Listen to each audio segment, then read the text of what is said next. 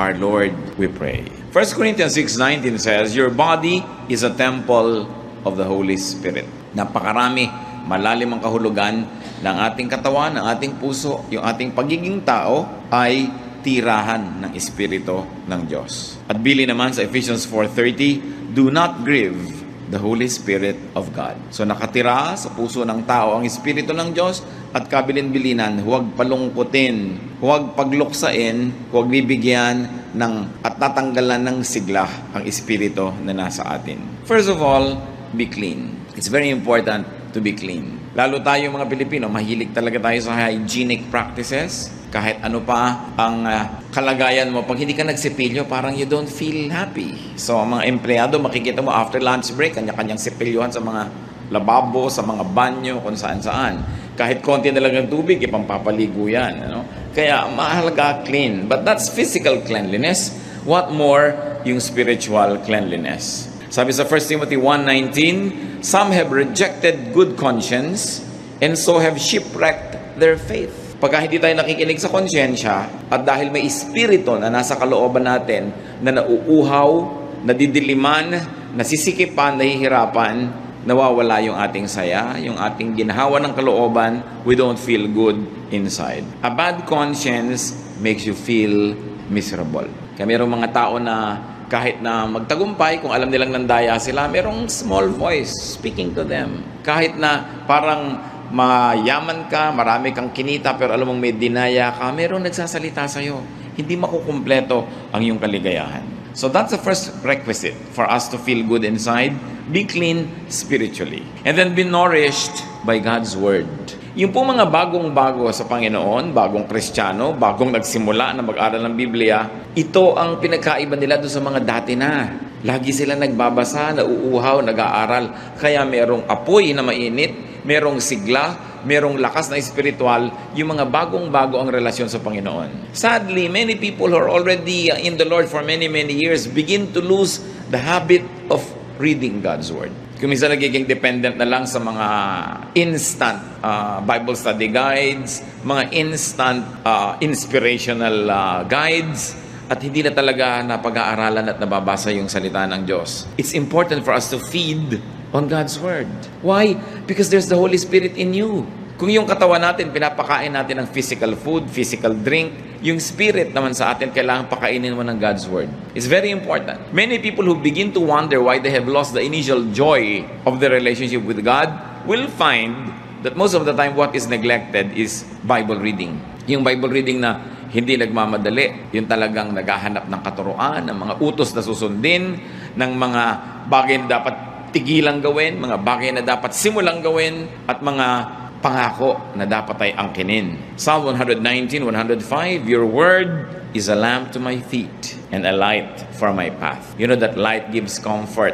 A lamp gives you security. And very importantly, God's word detoxifies. Marami ng uso ngayon. Bismillah, uminom ka ng ganitong herb, uminom ka ng ganong gamot, gawin mo ito, gawin mo yan, para alisin yung mga lason sa iyong katawan. Para daw luminis ang ating dugo, luminis yung ating circulatory system, lahat-lahat ng yan. Pero ang talagang panglinis ng mga spiritual toxins ay yung salita ng Diyos. Daig talaga niyan kahit ano pang gamot ang maiisip mo. Kasi yan ang nagmumula sa puso ng Panginoon. It's not important just to read, but it's very important to meditate on God's words. Kaya dapat talaga ang taong mananatili yung joy sa kanyang puso, yung malalim na kaligayahan, nagbabudget siya ng oras, naglalagay talaga siya ng panahon para magbasa ng salita ng Diyos araw-araw. Kung yun naman ay sa umagang-umaga, sa tanghali o sa gabi, kung ano yung hiyang sa inyo na panahon, pero kailangan ipinaglalaban yan.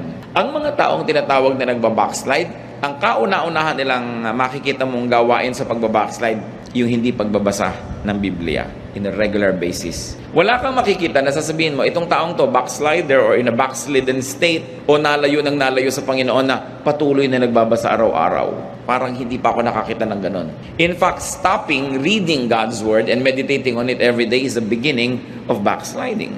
Paano po i-describe ang blessed man sa Psalm chapter 1 verse 2? His delight is in the law of the Lord, and on His law He meditates day and night. Siyempre yung ating mga Bible study leaders, mga preachers, may mga meditation yan later on for the consumption of everybody. Pero dapat meron kang personal meditation. Hindi mo lang iaasa sa teacher, sa preacher, yung pagkain, paglulunok, pag-digest ng salita ng Diyos. Kailangan may kanya-kanya tayong ginagawang ganyan. Colossians 3:16, let the word of Christ dwell in you richly. Kasi nasabi ng iba, kaya ka nagkaka-swine flu, kaya nagkakaroon ng iba't ibang flu, bumababa daw yung resistensya. Bumababa yung immunity level mo. So, yung dati, dinadapuan ko ng sakit, umubo yung katabi mo, may dalang sakit. Pero kung malakas ang katawan mo, hindi mo tatanggapin yung sakit na yun kasi nilalabanan ng katawan mo. At ganoon dapat yung espiritu natin. Lagi tayong may intake of God's Word para pag dumadating yung temptation, dumadating yung mga pagsubok, yung mga hirap, hindi ka nun naigugupo kasi may panglaban ka. It's very important na pinakikipaglaban po yung reading and being nourished by God's Word. Meditation gives perspective. Lumilinaw yung maliit na problema, mukhang malaki yan pagka hindi mo yan tiningnan sa salita ng Diyos. Pero pagka naging malinaw sa yung salita ng Diyos, yung mukhang malaking problema, lumiliit. Meditation gives balance. Meditation gives a sense of well-being. Kaya kahit ngayon sa mga spa, sa mga health club, yung binibigyan nila ng may meditation room pa, mayroong mga time for kung ano-anong relaxation and meditation because they have realized the therapeutic value of meditation. Ngayon, kung ginagamit mo yung Word of God, not just as therapy, kundi talagang pure food, medicine, lalong-lalo na. Another way, of course, to feel good inside. At ito naman, alam nating lahat, pero dapat na-review kasi madalas na-neglect. Pray. Be prayerful.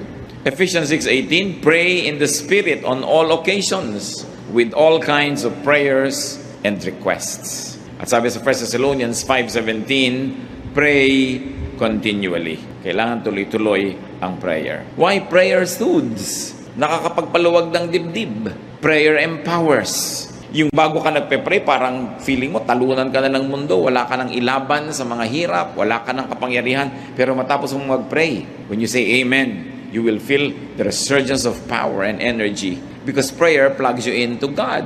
Kung yung ating mga instrumento, mga gamit na dekuryente, pag isinaksak mo sa plug, pumapasok yung kuryente, umaandar yung electric fan, umiinit yung plancha, tayo sa prayer, doon tayo napaplug in sa power ng Diyos. At yung kanyang kapangyarihan mula sa langit, pumapasok sa ating espiritu, nakikiisa sa atin. Prayer transports. Kahit ikaw ay nasa isang place of misery, when you close your eyes and pray, and your spirit is with God, you suddenly find yourself to be in a garden that's quiet, or by a poolside, or in a refreshing greenery, because prayer transports. Prayer allows us to transcend physical limitations. Prayer, naturally, of course, transforms. Dapat ang tao, pag ganito yung kalagayan niya, tas nag-pray siya, pag dilat ng mata niya, pag sabi niya ng amen, hindi na ganun yung kalagayan niya, na iba na siya. Yun ang powerful prayer. Galit na galit ka kanina, nag-pray ka, kahit sandali, pinag-pray mo na alisin ng Diyos ang iyong galit, matuto kang magpatawad, matuto kang magtiis.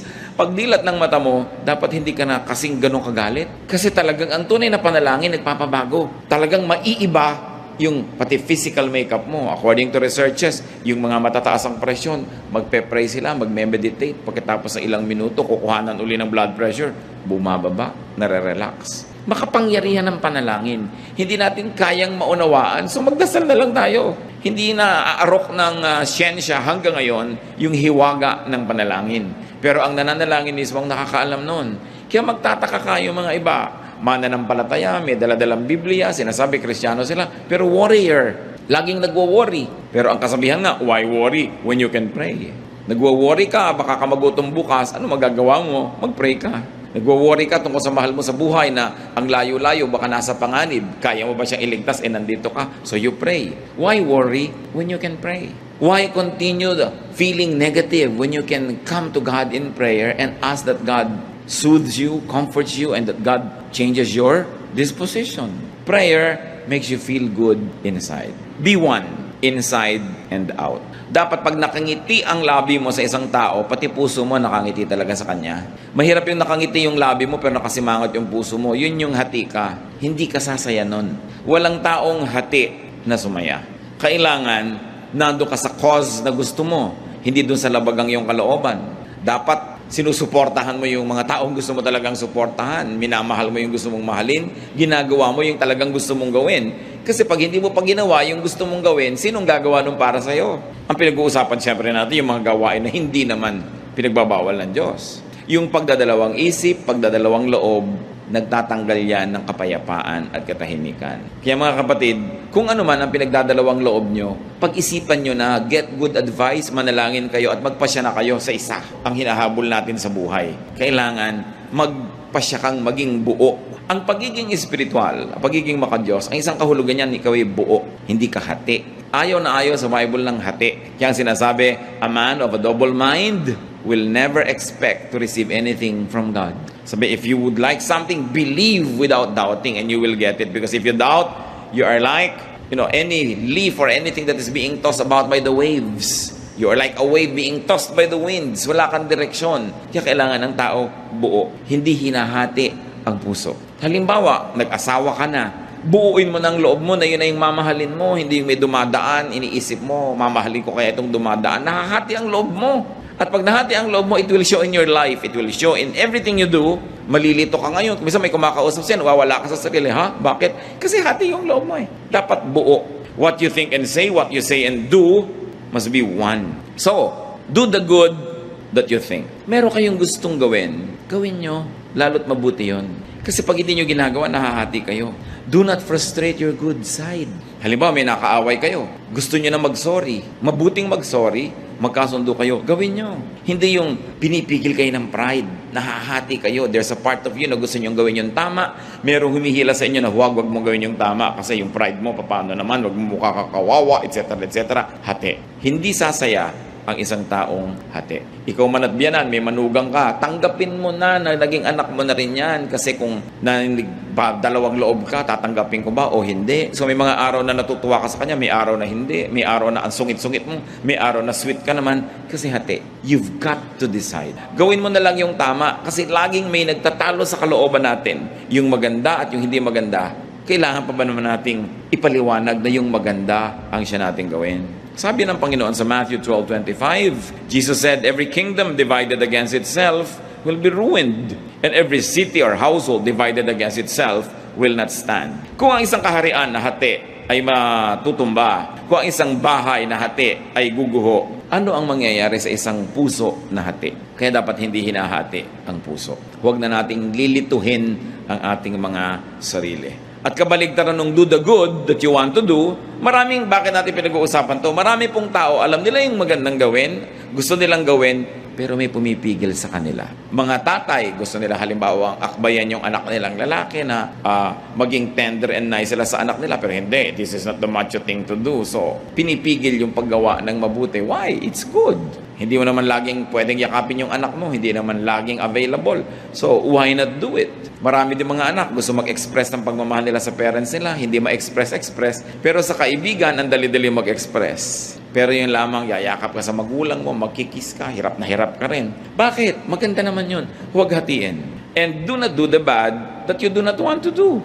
Alam naman natin yung masama, alam natin ayaw natin gawin, pero madalas nagagawa. Romans 7:19, for what I do is not the good I want to do. No, the evil I do not want to do, this I keep on doing. Sabi ni Paul. Ako na nga, sabi, ito yung gusto kong gawin na mabuti, hindi ko nagagawa. At yung ayaw kong gawin na masama, yun na lang ang madalas na nagagawa ko. Hati. Dapat hindi ganon. Walang taong sasaya pag hati siya. Meron pa pong isang nagpapasaya ng kalooban. Again, premise on the fact that the Holy Spirit of God resides in us, that we were created in God's image.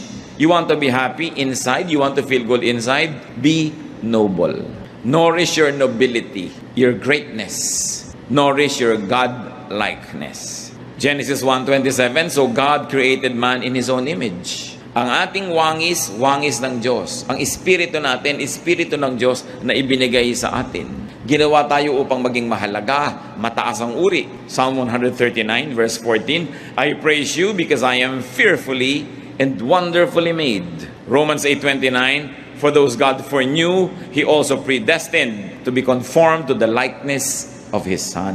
Tayo, kamukha ng Diyos, nilikha, ginawang tao, naligaw, na iba yung itsura, pero ang goal ngayon bumalik na maging kamukha uli ng Diyos through the Lord Jesus Christ. So ano ang purpose ng buhay? Maging kamukha uli ng Diyos. Maging kapareho ng Diyos ang isip, ang puso, ang gawain.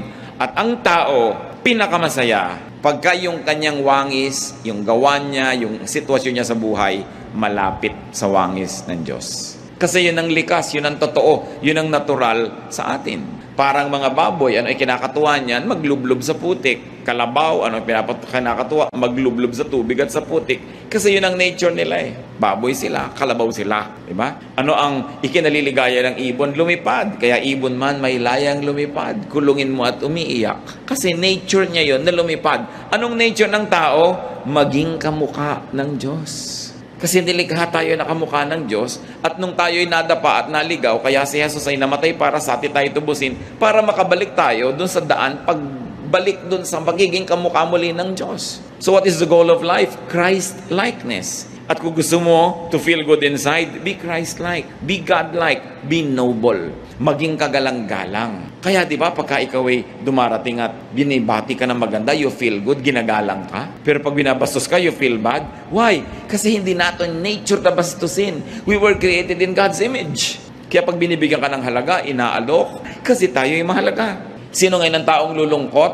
Yung hindi niya pinahahalagahan ng sarili. Yung pinapayagan niya na maging siya ay basahan dyan, binabastos-bastos, binabaliwala. Walang taong sumasaya na ganun kasi hindi yun ang ating likas. What then should we do? No? How do we become noble and nobler and nobler? By making the right choices. May mga gusto tayong gawin na mataas, maganda, gawin natin.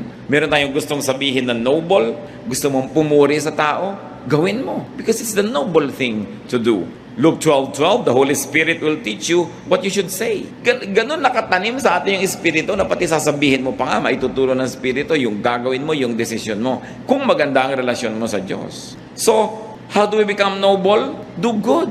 We are most noble when we do good. We are least noble when we do things that are bad. Kaya nakikita nyo yung mga nahuhuli sa akto na gumagawa ng mali. Pinagmamalaki ba nila yun? No. Kasi hindi yun ang gusto natin na malaman ng tao tungkol sa atin. Kasi hindi tayo talaga ganun. Dapat maging mabuti at maging mabait. Because that is what is noble. Yung mabuti, inclination yon. This is the nature of the heart, mabuti. Yung mabait is kabutihan in action, nagiging kabaitan. So mabait ka, mabuti ka. Mayroong mga taong mabuti pero hindi mabait. Mabuti sila, hindi sila gumagawa ng masama. May intensyon silang gumawa ng mabuti pero wala namang aksyon. Kailangan may aksyon. Yun ang kabaitan. How do you feel noble? Kailan tayo nakakaramdam mga kapatid na ang taas-taas ng pagkatao mo? When you give more than you get, you feel noble. Yung nagbibigay ka, taos puso, you feel noble kaysa ikaw yung binibigyan. Di ba? Hindi masarap yung feeling na ikaw yung binibigyan. Pag masarap ang feeling mo nun, something's wrong. Pero usually, mas masarap yung nagbibigay ka. Kesa yung namamalimos ka. Kesa ikaw itong kinakahabagan. Mas masarap yung ikaw yung nahahabag. Because to give is noble. Do not get, then just forget. Kasi halimbawa, dumating yung point, ikaw ang tumatanggap, ikaw ang binibigyan. How will you become noble now? Ikaw yung naging recipient, nagbabayad ka ng utang na loob. Nagsusukli ka, gumagawa ka ng mabuti. Kaya pag may gumawa sa atin ng mabuti, pagkatapos na-empower naman tayo, lumakas, tayo naman yung gumagawa ng mabuti sa kanila, you feel good. Because it's your nature to feel good that way. You want to feel noble, give more than you get. Give more than you receive. Do not just get and forget. Pagka kayo hingi lang ng hingi, kuha ng kuha, tapos hindi tayo marunong magsukli, gumawa ng mabuti, yung konsyensya nyo, binabagabag din kayo. You will not feel good. Hanggang hindi kayo nagsusukli ng kabutihan. Do not receive what you cannot reciprocate. Mga babae, nililigawan kayo, o ngayon kahit lalaki, naliligawan na rin. No? So ang nangyayari, huwag kayong tanggap ng binibigay sa inyo kung wala naman pala kayong pagtingin. Hindi nyo naman pala susuklian ng isang kindat o isang holding hand o isang yakap. Wala pala kayong balak isukli o ipalit. Huwag yung tanggapin. Because that is not the noble thing to do. It's important to be noble. And nobility has nothing to do with wealth. May mga taong yayaman pero hindi noble ang mga pamamaraan nila. Hindi noble yung kanilang karakter. May mga taong hihirap pero ang taas ng pagkatao. Alam mong taong-tao ito kahit walang pera. Walang kinalaman ng pera dyan. And when we are noble in our ways, we feel good. Another way to feel good inside, be classy. Dapat class act. Hindi ko sinabing maging mahal ang damit mo, maging expensive yung taste mo, pero may class ka. What do you mean? Do not say, do not think what makes you appear or feel cheap. Meron na ba kayong nagawa na sabi na pagkatapos na nagsisisi kayo dahil nagmukha kayong mumurahin, huwag niyong gagawin yun? Halimbawa, gusto mo yung isang tao pero ayaw sa'yo, huwag mong ipagdutdutan ang sarili mo kasi magiging cheap ka. Yung tuwing dadaan siya doon, nandun ka nakakalat. Yung pupunta sa room na yun, nandun ka. Yung parang wala ka nang ginawa kundi planuhin siya abangan. It's cheap. Do not appear and do not feel cheap. Lalo ikaw babae, hindi ka naman pinapansin. Ikaw pa tong laging nakakalat dyan. You know, it's cheap. It will not make you feel good. Magkakaroon ka lang ng immediate pleasure dahil napagbigyan mo yung hilig mo. Pero pag nananahimik ka na at nag-iisa, ang feeling mo, bumaba ang pagkatao mo. You want to be happy inside? Be classy. Beware of addictive things and addictive habits. Lahat ng bagay na nakaka-addict, nakakapagpa-cheap. Nakita niyo mga ibang tao na antitino, ang gaganda ng behavior nung naging drug dependent, pati sariling nanay ninanakawan, sariling anak ninanakawan, kasi naging addict. Addicts compromise and degrade themselves just to get a fix. Kaya maraming antitinong babae nung naging drug dependent, pati katawan ay pinagbibili sa murang halaga, makakuha lang ng kailangan niyang gamot. Addiction cheapens people. Kahit anong addiction yon. Addict ka halimbawa sa sugal. Addict ka halimbawa sa isang uri ng pagkain. All kinds of addictions. Kaya ang isang message ni Lord Jesus Christ is freedom.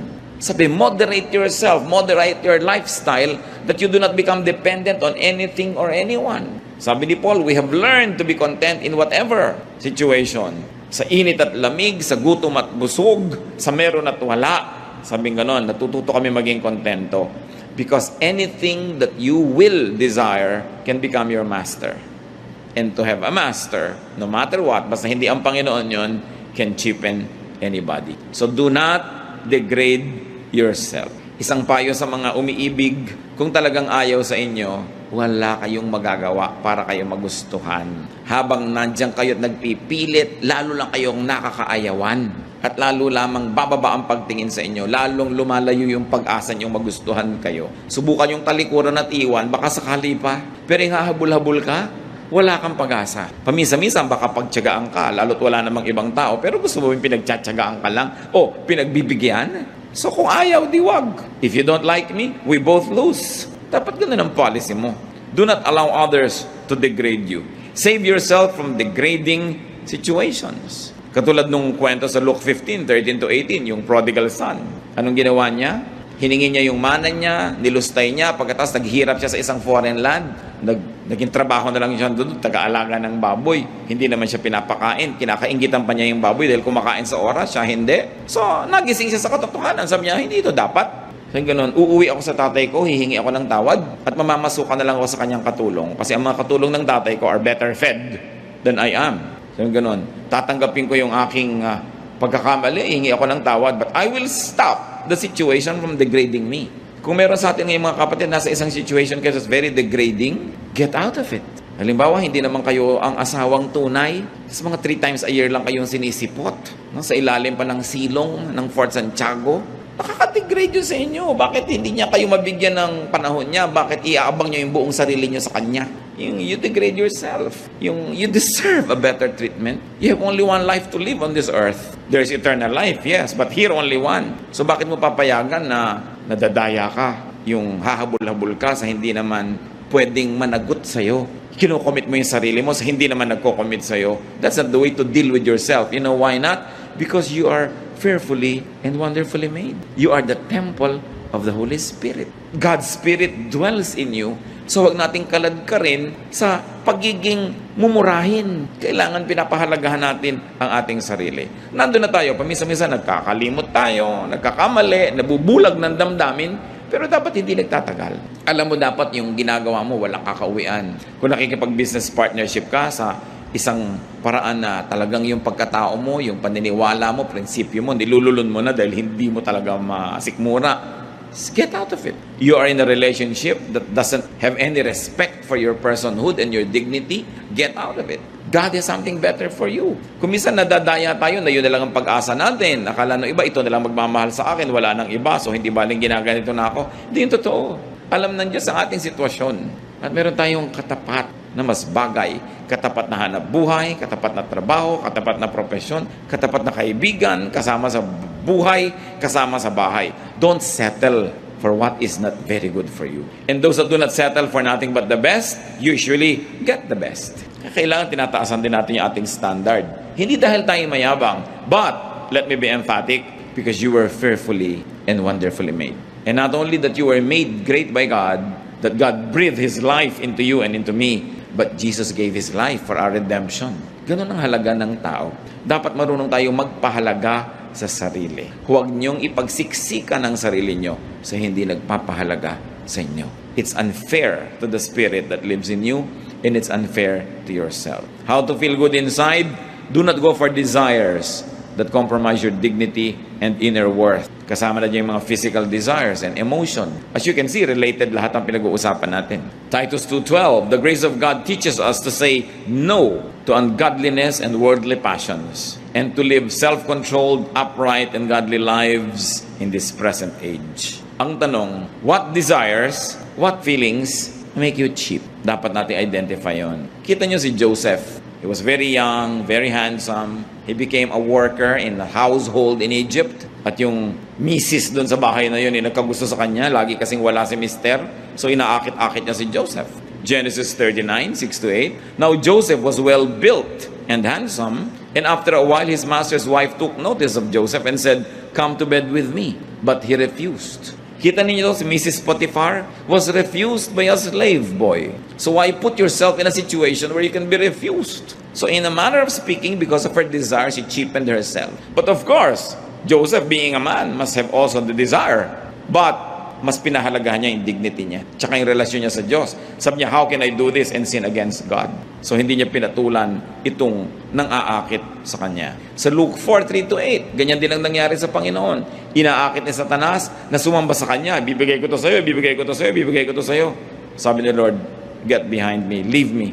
God says that I should not. To paraphrase what happened. So, kung ikaw naalok ng isang bagay na gusto mo at hindi mo na isip-isip na sa paghahangad mo sa bagay na yon, bababa ang kalagayan mo, madadaya ka nga. Kaya nagsisimula tayo mga kapatid sa mataas na pagtingin sa sarili. Hindi pagyayabang, hindi pride, but to remember who you are, that you are God's child, that you were created in God's image, and Jesus died so that you could be like Him again. Pag naaalala natin yun na may mataas, pag tayo inaapi-api, kinakawa-kawawa, binabaliwala, ang dapat mong gawin, remember who you are, that you are fearfully and wonderfully made. At sabi nga ng Ephesians 4:30, which we have already read, do not grieve the Holy Spirit. Pagka binababa natin ang ating pagkatao, we grieve the Holy Spirit. When we desire things to the point na susunod-sunod tayo, aabang-abang, we grieve the Holy Spirit. So feel good inside, and one of that is by changing the outside world. When you feel bad, baka naman may dahilan at pwede mong palitan in your outside world so that you will feel good. Maybe you should clean your environment, go out and take a walk, change the situation, and it might make you feel good inside. But yung mas permanente, hindi dependent sa mga bagay na nasa labas, feel good inside by being good inside. When you are good, you will feel good. Kahit hindi ka ma-appreciate, hindi ka mabayaran, hindi ka mapuri, pero mabuti ang iyong puso, gusto mong bigyan ng kaluguran ng Diyos, no matter what happens, you will feel good. Feel good inside by doing good. Napakalaki ng ligayang binibigay sa tao ng paggawa ng mabuti. Himalayan, hindi maipaliwanag, pero may nagawa kang mabuti, you will feel good. Feel good inside by nourishing your good side, not your bad side. Meron tayong good side, may bad side. But if you notice the good side, you will feel good. If you notice the bad side, you will feel bad. Kahit pa nga naging matagumpay yung bad side mo, but there's still this voice that will continue to make us feel bad. Mag-isip-isip tayo. Ama naming Diyos, nais naming ilapit sa inyo aming mga puso. Nagpapasalamat po kami sa bawat isa rito who feels good, who generally feels good. Pero inaalala rin namin, Lord, yung bawat isa na maaaring hindi ganun ang kalagayan. Mas madalas malungkot, mas madalas matamlay, mas madalas merong nararamdamang hindi masarap, hindi maganda, na hindi maipaliwanag. Sa sandaling ito, Panginoon, sa mga pinag-usapan namin, ipakita mo doon sa mga generally not feeling good inside, kung ano ang posibleng dahilan. Ipakita mo sa amin kung ano ang mga ginagawa namin, Panginoon, na nagiging dahilan din kung bakit yung pakiramdam namin ay hindi masaya, hindi magaan, hindi nakakaluwalhati sa iyo. We are very thankful for each one who feels good, but for each one who doesn't, we pray that your wisdom will prevail. That you will teach us to identify the root causes of these ill feelings so that they may be uprooted and we will have a change of heart and our lives will be peaceful, lovely, and enjoyable. Magbulay-bulay tayo mga kapatid. Kung meron tayong mga ginagawa, iniisip, pamamaraan, lifestyle that contributes to not feeling good. At ipagpasalamat din natin sa Panginoon yung mga tama natin ginagawa. Sa mga 7 natin pinag-usapan, surely we will be able to identify things that make us feel good and the opposite that makes us feel bad. Madadaya tayo sa bawat panahon that we don't feel good inside. We will not always feel good outside. Kung minsan may sakit ang katawan natin, masakit ang ulo, masakit ang paa. But what is important is to feel good inside. Na yung espiritu natin payapa, tahimik, masaya. Kaya nating harapin kahit anong hirap ng katawan o hirap sa paligid. Ama namin, kapatuloy po kayong humipo sa aming mga buhay at mga puso. And may you minister to us this message na maski Panginoon anuman ang pinagmumula ng aming kumisan mga lungkot, mga katamlayan, ituro nyo sa amin kung paano ito lulutasin para ang buhay na ipinahiram nyo sa amin, Panginoon, may be lived in joy, in happiness, in peace.